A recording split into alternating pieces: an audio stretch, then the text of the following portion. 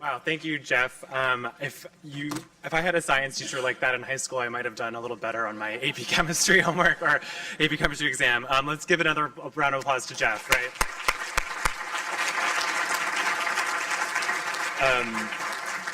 So now that we've had a little background related to the science of cannabis, understanding kind of the global context that Brendan gave us this morning, we'll now transition to kind of more US-focused landscape of kind of the history of cannabis use in the US, followed by a panel a little later. But we're very excited to welcome Tahira Rehmatullah from Hypur Ventures. She is responsible for portfolio company management as well as investment, sourcing, and execution for Hypur Ventures. She's been named one of the most powerful women in the cannabis industry by Fortune magazine and Complex, and has a passion for developing female leadership in the cannabis industry. Prior to joining Hypur Ventures, Tahira served as a general manager of Marley Natural, where she was responsible for the brand's launch and managing day-to-day operations of the company. She was also an investment manager at Privateer Holdings with Brendan. Tahira earned an MBA from Yale SOM and holds a BS in Finance and Life Sciences from The Ohio State University, where she graduated magna cum laude. Tahira has been an invaluable mentor to Connie and me and an advisor for us these past few months, and we couldn't be more grateful for her presence here today. So please join me in welcoming Tahira Rehmatullah.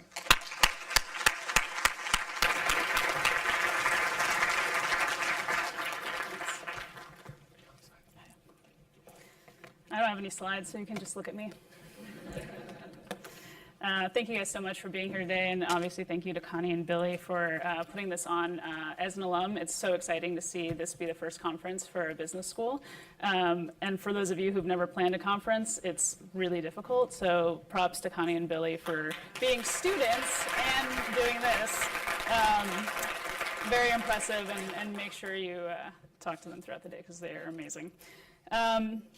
You know, a few years ago, cannabis conferences and panels looked very different, so it's really amazing to see the progress that we've made even in just the time that I've been in the industry in 4 years.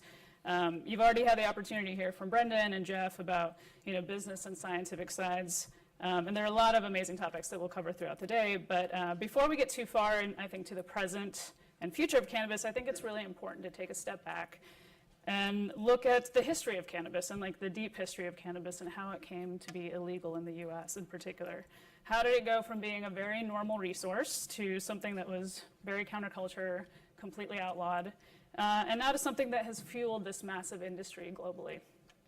So the history of cannabis, as you've kind of heard, I mean, it reaches back a very long time, but let's go back 10,000 years where it was widely recognized as one of the most useful plants on the planet. Humans have been using it for centuries to make clothes, paper, pottery, but the first direct reference to cannabis as something that was psychoactive or a medicinal product was around 2700 BC, and Jeff mentioned this. Chinese emperor, with his focus was on kind of the healing powers of it, and he prescribed it to people for malaria, rheumatism, and oddly enough, poor memory. I don't know if that's actually true, but that's what he used it for. I don't know if he necessarily was paying attention to memory at that point. Cannabis was actually introduced into America by the Spanish in 1545, where it became a major commercial force and was grown alongside tobacco. I mean, hemp production was encouraged by the US government to manufacture rope and sails and clothing. The Virginia Assembly even passed legislation that required every farmer to grow hemp, and hemp was even allowed to be exchanged as legal tender in several states. Farmers mostly grew hemp instead of cannabis, and by 1890, it had actually become the major cash crop in the United States. Now, around 1910, the Mexican Revolution was starting to boil over, and many Mexicans immigrated to the US to avoid a lot of that conflict. Mexican immigrants had their own uses for cannabis, and they referred to it as marijuana. Not only did they use it for medicinal purposes, but they smoked it recreationally, which was actually a new concept for white Americans at that time. During the Great Depression, massive unemployment, increased public resentment, and fear of Mexican immigrants, and that escalated public and governmental concern about the problem of marijuana, which was now a new term that was directly affiliated to these Mexican immigrants. This instigated a flurry of research which linked the use of cannabis with violence, crime, and other socially deviant behaviors that were very much committed by what were deemed at that time to be racially inferior and underclass communities. So the war against marijuana arguably began in 1930 when a new division in the Treasury Department was established, the Federal Bureau of Narcotics, which eventually became the DEA. And Harry Anslinger was named the director. Now you'll hear this name a lot, and sometimes people boo at it, as they should. Yep, they're already hearing that. Anslinger realized that opiates and cocaine would probably not be enough to build his new agency, so he turned towards marijuana, and he worked relentlessly to make it illegal on the federal level. Some anti-marijuana quotes from Anslinger's agency read, "The primary reason to outlaw marijuana is its effect on the degenerate races. Marijuana is an addictive drug which produces in its users insanity, criminality, and death. Marijuana leads to pacifism and communist brainwashing. And lastly, marijuana is the most violence-causing drug in the history of mankind." Now, all of these are outrageous claims. I think we all agree with that. I didn't even read you the most ridiculous ones because they're actually like too racist for me to read out loud. But Anslinger's strategy worked. He also had additional help from William Randolph Hearst, who was an owner of a large chain of newspapers. Hearst had a lot of reasons to join Anslinger's cause. He supposedly hated minorities, and he used this chain of newspapers to aggravate racial tensions whenever possible. He had invested heavily in the timber industry to support his newspaper chain, and he didn't want to see the development of hemp paper in competition with his paper. He also lost 800,000 acres of timberland to Pancho Villa during the Mexican Revolution, so he kind of had an axe to grind. And telling lies about Mexicans and the devil marijuana weed causing violence sold newspapers. So Anslinger and Hearst were then supported by the head of the DuPont Chemical Company and a few other large pharmaceutical corporations, all of whom had a financial interest in defeating hemp and to promote their own products. For example, DuPont began selling rayon, which was the first man-made fiber, in 1924, and invented nylon, a synthetic competitor to hemp, in 1935. One reason pharmaceutical companies also disliked cannabis was because people could grow it themselves. You know, pharmaceutical companies couldn't necessarily standardize dosage, so this was all competition for them.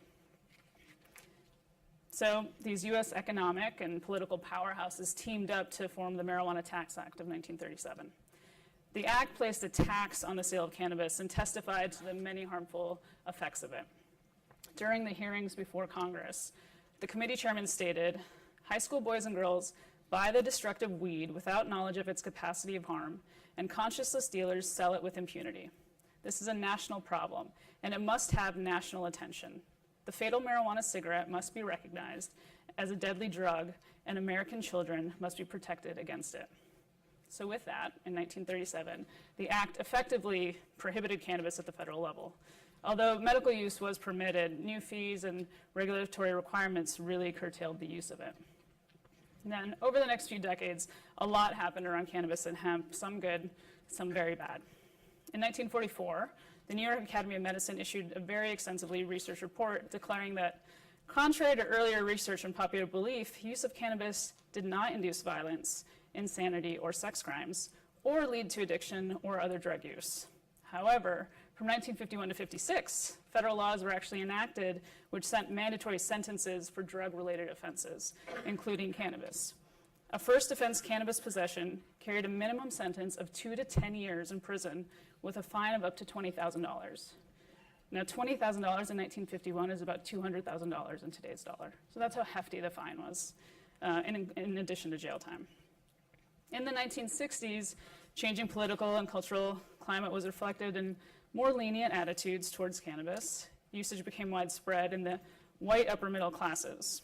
Reports commissioned by Presidents Kennedy and Johnson found that cannabis use did not induce violence or lead to heavier drugs. Policy towards cannabis began to evolve considerations of treatment as well as criminal penalties.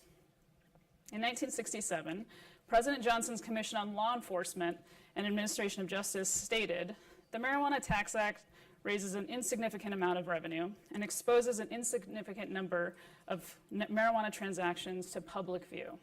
Since only a handful of people are registered under the act, it has become, in effect, solely a criminal law imposing sanctions upon persons who sell, acquire, or possess marijuana."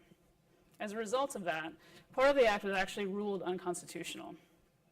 In response, Congress then passed the Controlled Substances Act as part of the Comprehensive Drug Abuse Prevention and Control Act of 1970, which then repealed the 1937 Act.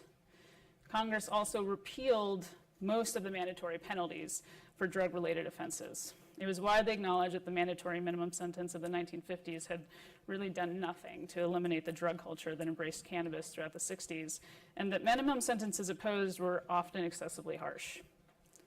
However, when Nixon signed the Controlled Substances Act, the war against cannabis actually intensified.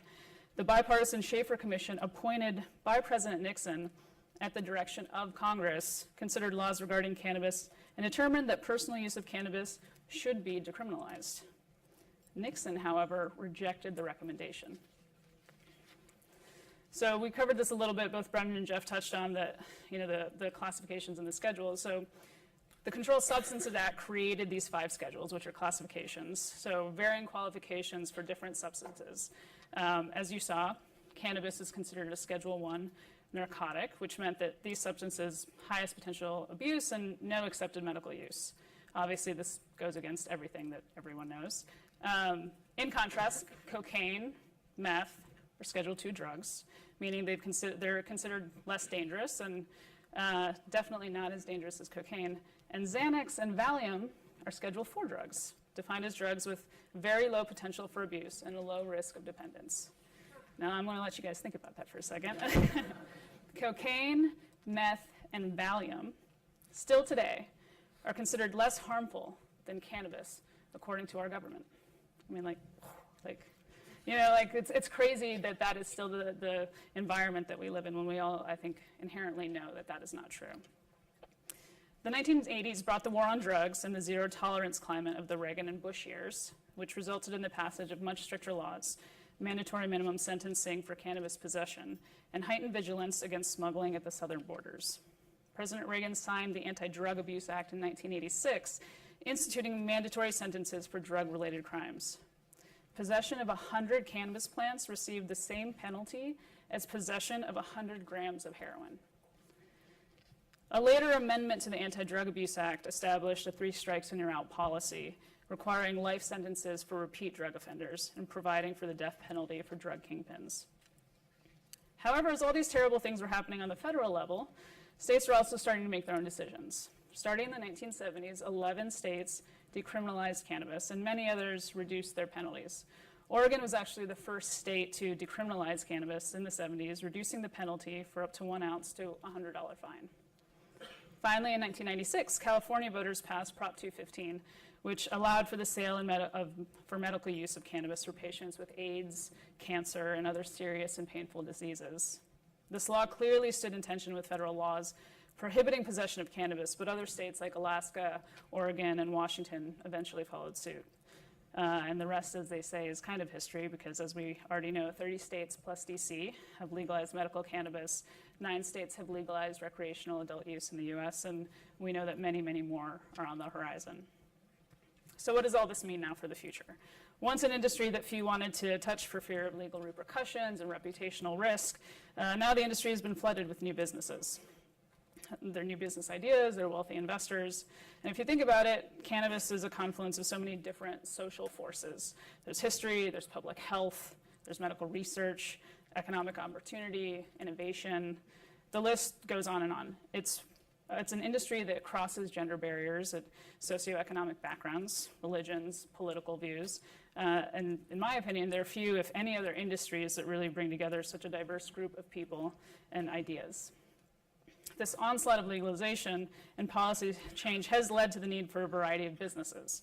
Of course, cultivation is a big part of cannabis, but businesses that aid those cultivations, infused product manufacturers, dispensaries, referred to as ancillary businesses, and you'll hear a lot more about those industries later today, are just as important and represent the largest and broadest sector of the cannabis industry. Now, ancillary businesses can be anything from extraction technology to industry consulting, with literally everything in between, and all are businesses that actually never touch cannabis. The need for these businesses has snowballed in the last few years because cannabis needs the same ecosystem as every other industry, but because it's federally illegal, a lot of companies that operate in other industries won't touch cannabis. So cannabis has had to develop all these industries itself. There are brands, there are distributors, there's testing, there are tech platforms, there's HR, payroll, packaging, media, all that's been built to be cannabis specific.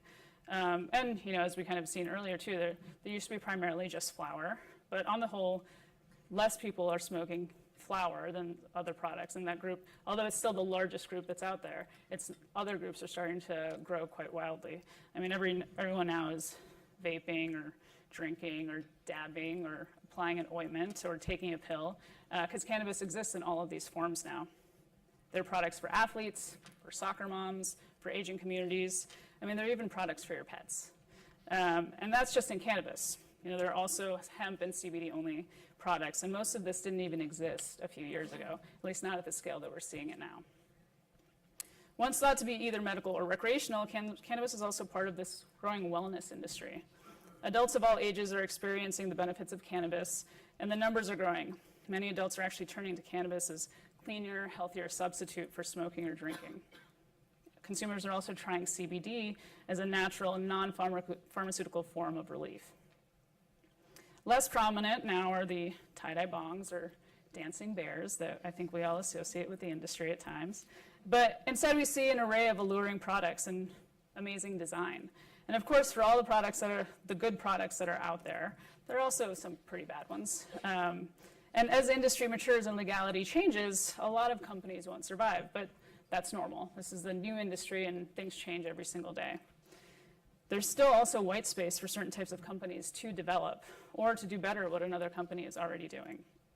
As we look at demographics, we see that women have always enjoyed the benefits of cannabis, but the vast majority of cannabis buyers have traditionally been men.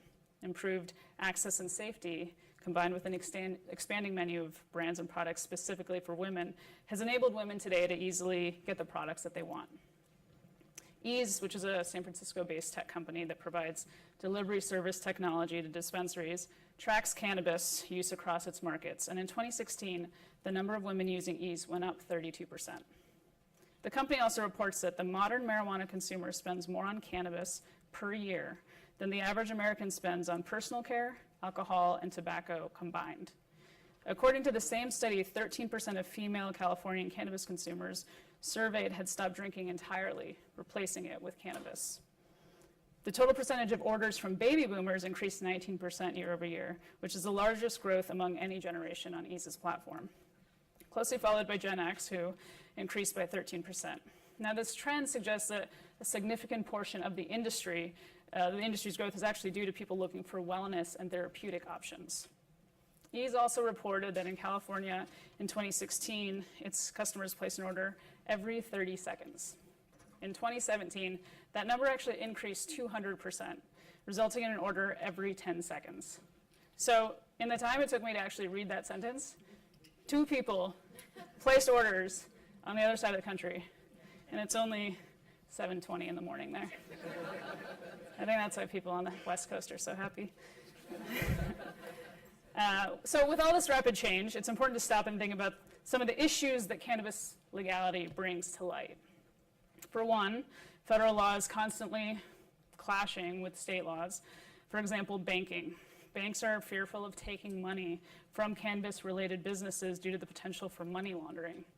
So there's a lot of cash out there. And I mean, we're talking stacks and stacks of cash for everything from buying products to paying employees, to paying your taxes. That's how companies have to operate because it's so difficult for them to get bank accounts. That's changing, but changing very slowly. Cannabis businesses have all these tax liabilities, and just like any other business, but what they don't get is one major benefit, and the IRS doesn't allow these businesses to make most normal deductions. So as a cannabis business, you could end up with a tax bill that is far more than any profit you're going to generate. But if you were making widgets, you could pay much less in tax. So it's still at odds with federal policy. And what about federal research? So Jeff touched on this a little bit.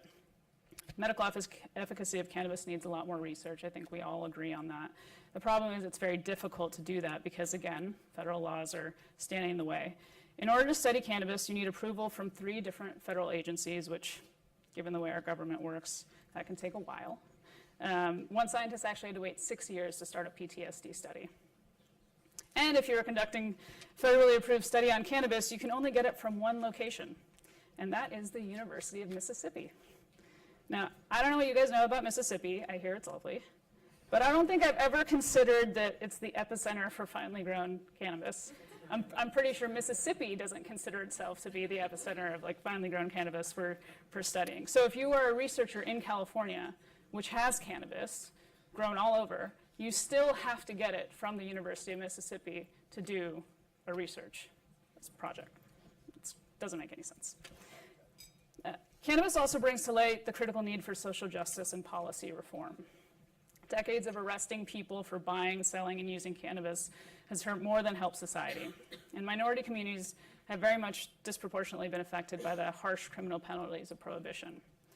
Over 20 million Americans have been arrested for nonviolent offenses involving cannabis since its prohibition, a number that's almost 5.5 times the population of Connecticut. These arrests have disproportionately targeted minority communities, often making it difficult for them to get a good education or get a job. Further, it's counterproductive to public health and safety to create a thriving black market. We're obviously in very exciting times in the cannabis industry, but it's also dangerous because we run the risk of leaving behind the many minorities who've paid a pretty heavy price to be part of this industry over the last century. Cannabis, sometimes more than anything, in my opinion, is about social justice. You know, each shiny new dispensary looks like an Apple store or luxury cannabis brand or app called GrassPass, which bears an odd resemblance to ClassPass, and I swear I'm not making that up. It helps us kind of forget the plant's highly racialized history in the US. And I mean, don't get me wrong, I love shiny. But I firmly believe that each innovation and advancement in normalizing the plant further enhances the vision and goals of the larger cannabis community, old and new. We all want a responsible, high-quality cannabis market and to further develop and sustain a healthy outlook for consumption, lifestyle, and thinking. But let's not ignore the facts in our sprint to build these crazy empires. 80-some years after Harry Anslinger was appointed, we're still seeing the consequences. Blacks and Latinos have been disproportionately criminalized for cannabis, even as the swelling tide of social acceptance has pulled the law along, and the domino effect of legalization has turned state after state. In the US, over half of all drugs arrests are for cannabis, according to the ACLU. And from 2001 to 2010, nearly 90% of those were simply for possession. Even though whites and blacks use cannabis at around the same rates, blacks are almost 4 times more likely to be arrested for it. 4 times. That number can more than double depending on where you are in the country, and especially in a place like DC. So as we sit here, countless people of color are serving prison sentences, or are barred from ever receiving federal student loans, or struggling to find and keep a job. I mean, I was annoyed when I couldn't get a mortgage because of my work in the cannabis industry, but that's nothing compared to people who face life-altering consequences with no course correction in sight. And these are not new facts. In fact, they're likely quoted by anybody who ever talks about these issues. So I'm not saying anything new here. But these points bear repeating over and over again. We must focus on inclusion now in this industry before it transitions into something that we can no longer control. Now is the time that we can make sure we're bringing in marginalized communities and that they too can profit from an industry that has historically been used to oppress them. We should also use this newfound economic power to catalyze real change. Now, it's of course incumbent on people like me, who are investors and operators in the space and have a stake in the industry, to push for inclusion and ensure we aren't reinforcing prohibitive practices of other industries. We know we have to bridge the gap in hiring practices, funding, resources, but sometimes business decisions are at odds with the right decision. I mean, in all honesty, it's something that I struggle with all the time, feeling empowered to make various decisions throughout the industry that can enact this kind of change. But just because there aren't easy answers, it doesn't mean that we shouldn't talk about it over and over again, because that's how we start to make change. It's also crucial that legislation reflects the de-racialization of this industry. With Prop 64, California's new laws rightly take steps to correct the price minority populations have had to pay for the failed drug war. The proposition allows cannabis-related offenses to be reduced, reclassified, or dismissed. It's not automatic, but it's definitely a start. In similar fashion, prosecutors in San Francisco specifically will throw out thousands of cannabis-related convictions of residents dating back to 1975, with no action necessary from those who were convicted. Even more recently, Seattle's mayor and city attorney announced plans to ask the courts to vacate all misdemeanor cannabis possession convictions that were prosecuted before it was legal in Washington state in 2012. That's a move that could affect the records of hundreds of people. There are millions and millions of people to go, but these are very promising starts. You know, cannabis is a curious product. It has the ability to both facilitate the persecution of unprotected classes and to economically and socially empower those same populations. We can only truly harness its power for good if cannabis legislation not only ends prohibition, but rights our collective wrongs with the war on drugs. As the industry further develops, it has the unique opportunity to become one that creates new norms and promotes progressive social and economic ideals, while actively working to correct the not-so-silent racism and even sexism that has been excused in this industry for far too long. So as we've already heard today, it's no longer just about consuming cannabis in a single way for a single reason, but it's about wellness, it's about safety, it's design, it's entrepreneurship, it's community, and so many other things that we'll get to spend the day talking about. Some that we'll get to touch on today, and of course there are so many other topics that we could probably spend days talking about. I hope that many of you continue to explore the industry and, at a minimum, continue to ask questions and investigate your curiosities and encourage others to do the same. Thank you all so much for being here today. I very much appreciate it.